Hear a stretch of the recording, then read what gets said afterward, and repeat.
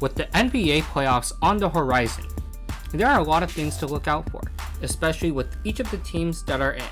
Most of these teams have a player that we know what to expect out of them, like LeBron, Giannis, and Kawhi being primary examples, as they are pretty much expected to do what they've been doing all season long and will even just step it up a notch or two for the postseason. However, there is a group of players who will also be important to their team's success in the playoffs, the ones who can help increase their team's margins of error and give the main guys more leeway.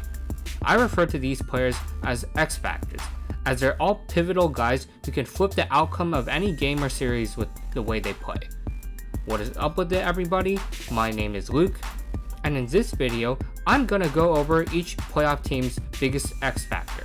I will start with the Eastern Conference, then go to the West, and work my way up starting with the 8th seed. Without further ado, let's get started. For the Orlando Magic, I decided to go with Markelle Fultz. Now let's be real, the Magic probably won't be able to beat the Bucks, but if they want to have somewhat of a fighting chance against Milwaukee, I think that Fultz would have to play better than expected. He's solid in transition, and against the league's best defense, the Magic might need to defer to him for some easier points. Vucevic and Gordon, as well as Fournier, are guys that you know what to get out of, and Fultz is definitely the biggest wildcard in the Orlando starting five, in my opinion. My pick for the Brooklyn Nets was Tyler Johnson. Honestly, I haven't watched the Nets that much since the restart began, but I feel like with Johnson, he's probably the one who can make a big difference if he plays well. LeVert is the Nets' best player, and what he brings to the table is pretty self-explanatory, but if Johnson can make shots for Brooklyn, that definitely adds some firepower for the team. Harris is going to be the focal point of Toronto's defense, so Brooklyn will need Johnson to help out and get some buckets if the Nets want to remain competitive in this first round series. My choice for the 76ers was Josh Richardson. With Ben Simmons out for the season, he's going to have to see more responsibility on his play. I thought about putting a player like Alec Burks or Shake Milton on here, but I think Richardson definitely has to do more than either of those guys. Jay Rich will likely take some responsibility of playmaking, and he has to become a third scoring option behind Embiid and Harris if the Sixers want to pull off the upset. The main thing in question for him though is his consistency. Sometimes he'll be a complete dud and score only single digits, but other times he can explode for 30 or more points. If Richardson can manage double-digit scoring on good efficiency for the playoffs, then the Sixers can at the very least have a fighting chance. For the Indiana Pacers, I decided on Miles Turner. Miles has had a rather underwhelming season, at least on the offensive end. He hasn't stepped up the way people had hoped he would, but maybe people would see things differently if he can play well in the playoffs. With Sabonis out indefinitely, Turner could be seeing more responsibility on offense, whether that be scoring down low or shooting threes. But this season, he hasn't been reliable at all and has a bunch of poor games scoring single-digit points. If he's able to make an impact on offense the way he does on defense, I think that he'll be able to help make this series interesting, aside from the Jimmy Butler versus TJ Warren rivalry, of course. Kendrick Nunn was my choice for the Heat's X Factor. Looking at the other starters on Miami, I say that guys like Jimmy Butler, Bam Adebayo, and even Duncan Robinson are players that you know what to expect from. Jay Crowder isn't gonna make as much of an impact compared to the others, but Nunn is a player who I think can make a pretty big difference if he's scoring well and making smart decisions. I'd say that if he's able to be a consistent scorer when Butler or Bam isn't on the floor, and even just back them up and shoot well from distance, that would be pretty key for Miami's success in the playoffs. After all, defenses will be focusing more on those two, so opportunities like that is going to be important for Nunn to be able to contribute on his end for the team. For Boston, I went with Kemba Walker. Now I know it might seem weird to call a 4-time All-Star and All-NBA level point guard an X Factor, but hear me out. Kemba has been a great replacement of Kyrie for Boston, no doubt about it. But even then, he's been quite inconsistent and has been dealing with injuries for a lot of this season. Tatum has also pretty much established himself as the true number one option on offense for the Celtics. So in the playoffs, the main question for Kemba is if he can stay healthy or not, and his health will most certainly affect his play. Will we see a Walker that can play well and not deal with any knee problems, or a Kemba that is playing hurt and performs worse and less consistently as a result? The Celtics will be way scarier if Kemba doesn't have to fight knee issues and can score like he has when healthy. Marc Gasol is my pick for the X Factor for the Toronto Raptors. This was pretty hard for me to decide, as Van Vliet and Powell are also valid candidates in my opinion. But anyway, after seeing Gasol play on the Raptors for a while now, I think it's safe to say that his role on the team is not to score.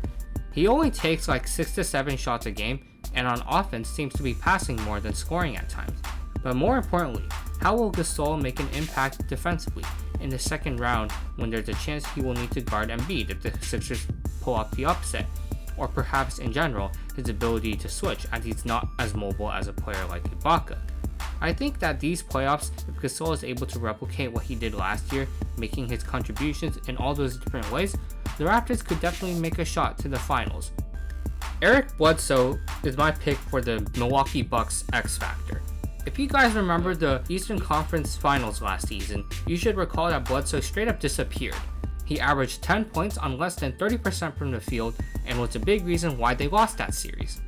In general, Bledsoe is a pretty erratic player, as sometimes he looks like an all-star and other times he looks like one of the worst contracts in the league. If Bledsoe can average scoring in the high teens and play all NBA defensive team level D, it would help the Bucks a lot, as it gives Giannis and Middleton extra leeway and rest, which will definitely be necessary if they make the finals like people are expecting them to. Now onto the Western Conference. For the Portland Trailblazers, I went with Jusuf Nurkic.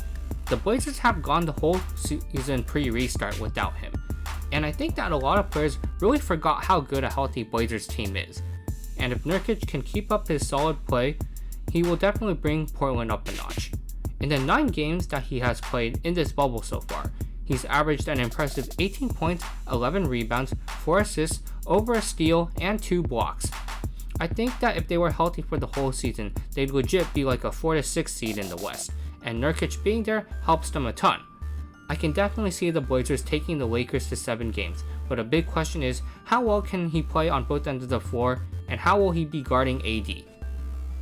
Kristaps Porzingis is my pick for the Dallas Mavericks. Now I was thinking of picking Tim Hardaway Jr. for this one, but because of his much improved shooting, I felt like he wasn't as strong of a choice. Porzingis, when he's on point, is a deadly player, make no mistake. But the question is, how reliable can he be? In the first round matchup against the Clippers, he might have a bunch of opportunities to take threes because I anticipate that Luka will get doubled a lot, thus allowing more open looks for Porzingis. However, will he be able to make them at a decent rate? If KP can step up and snipe like he did post All-Star break and in the bubble so far, the Mavs could give the Clippers a run for their money. Mike Conley is my pick for the Utah Jazz's X Factor. He was a disappointment for most of the season, but after the All-Star break, he did step up, and in the bubble has had several 20-point games or more. However, the main question is still his consistency and if he can hit his threes. Mitchell will be the main guy to defend, so that means that Conley must be able to contribute on offense when Donovan is getting game plan around. Not to mention Bojan Bogdanovic is out for the season, and this means more scoring responsibilities are on Conley's shoulders now. My X Factor for the Oklahoma City Thunder is Danilo Gallinari. Gallinari has been spectacular this season, along with the whole Thunder team. But whether he can perform consistently on offense is a major question. Shai Gilgeous-Alexander and Chris Paul will be the main guys leading them on offense, and Dennis Schroeder too as a team's 6th man. If he can continue to hit threes at a 40% or higher clip like he has this season and help unload the pressure off of those guys, it will definitely help in the highly anticipated series against the Rockets, and maybe even beyond that if the Thunder can pull off the upset. The Houston Rockets X Factor is Robert Covington. For this one, I was thinking of putting Eric Gordon because his ability to score would help Harden and Westbrook a lot, but I feel that Covington will need to step up more for Houston. He's able to impact both ends of the floor with his defense and his ability to shoot threes. Defensively for this team he has been great, but on offense since joining, not so much. He's been anything but spectacular, making only 31% of his threes. With defenses focusing on the Rockets duo mostly, Covington will get plenty of open looks on offense, so he must be able to do better than he has so far if the Rockets want to succeed. Michael Porter Jr. is my pick for the Denver Nuggets X Factor. This team, realistically speaking, has more than one X Factor, as Will Barton and Gary Harris were probably the main X Factors pre-bubble. But MPJ has unexpectedly stepped up his game in the restart, and he did it big time. We already know what Nikola Jokic and Jamal Murray are going to bring to this team, so a lot of questions are on what can MPJ do on offense. He made the all-bubble second team, and in these 8 games has proven he can be a dynamite scorer for Denver. However, there is still a lot of uncertainty to see if he can do the same in a playoff environment, but if he can, this is a team that nobody can sleep on. For the Clippers, I went with Paul George as their X factor. I thought about picking Marcus Morris, but I think more pressure lies on PG-13 to do well. Kawhi is about as reliable as any number 1 option, so there shouldn't be much concern for him. In the case of George, however, his playoff performances in the past few seasons have been kinda underwhelming to say the least, especially in crunch time. And the Clippers' playoff success will definitely depend on if Paul can make his shots, as he's one of the most inconsistent star players. When he's on fire, the Clippers are super deadly, but if he's not, they become way easier to defend. Basically, whether or not PG is able to perform consistently will make a massive difference for this team, and he must play well in the postseason environments here that he hasn't seen since his Pacers days back in 2014. The Los Angeles Lakers X Factor is Kyle Kuzma. It's not a secret anymore that Kuzma helps the Lakers a lot when he's playing well, as even LeBron and AD have both said that Kuz must be the team's 3rd best player if the Lakers want to win. Davis will be commanding attention from opposing defenses, as will Bron, which means that Kuz will have many opportunities to go out and score. In games where he scores 17 or more points, the Lakers are 12-3, which further proves this claim. Not to mention that in the bubble, he has stepped up his defense noticeably, while the Lakers have had some woes on offense. A Kuz that can score the ball like a legit 3rd option, make open threes, and hustle on defense is key for the Lakers' title chase, but the thing that remains to be seen is whether he can do it constantly and keep up his play in the bubble, especially in his first ever playoffs. Anyway, that does it for this video. Thank you so much for watching.